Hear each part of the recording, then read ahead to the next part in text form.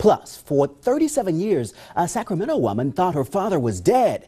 How a dive into her family's history led her to the truth about Dad.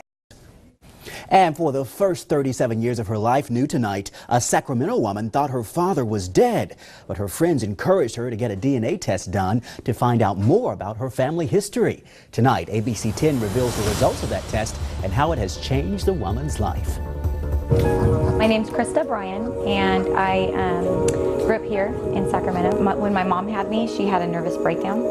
And so it was really hard for her to take care of me. By the time that I got into 6th grade, I moved in with my aunt and my uncle.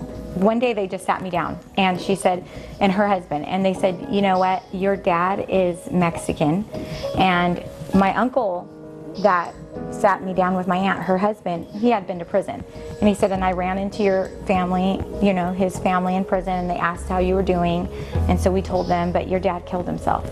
You know, he passed away. And I just got content with like, oh, okay, well, my real dad passed away and I'm Mexican. Like, I just had some really good friends that kind of talked truth to me, and they kind of took me to the side and they're like, you need to know what nationality you are. Like, you need to find out. And you can. It would be great to know my culture. I never knew any type of culture, you know, like some people have culture and it's really valuable to them and they celebrate it, and it's like, you know, family and things like that. And I didn't know anything. So I got the results in, and that's when I was shocked, because it says that my DNA comes from Nigeria. And then it said that I was like a big portion of African American. Like, are you kidding me? Like, I would have never thought that. Nobody's ever told me that.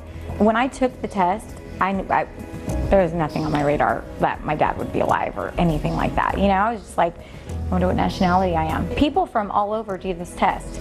So they link you as possible relatives because you have the same DNA. And somebody on there was a really strong match as a second cousin. So she found me on Facebook 3 weeks later, and she's like, the person you're looking for might be my husband's cousin. And I was like, oh, like it still didn't register. I was just like, oh, okay, well, I'm just trying to find my nationality, because I didn't think she'd be talking about my dad, or, you know, I'm just like, oh, and she's like, well, if this person's your father, then that means you're African American. And I'm like, and then it just hit me like, wait, what?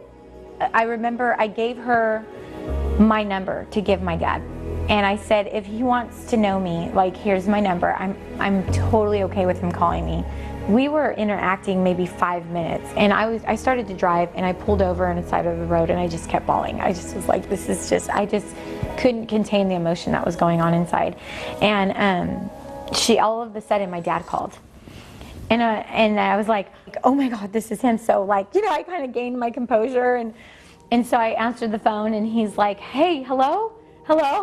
And then, you know, I'm like, hello? And he's like, hi, and he told me his name, and he's like, my cousin just contacted me and told me about you, and he's like, is your mom Victoria?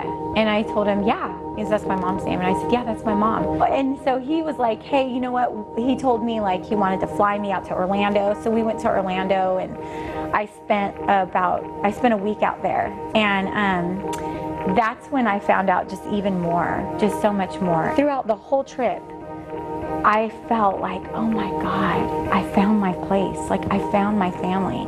And I felt like I was the puzzle piece that fit with them. And as soon as I told him I'm gonna move out there, he was like, okay.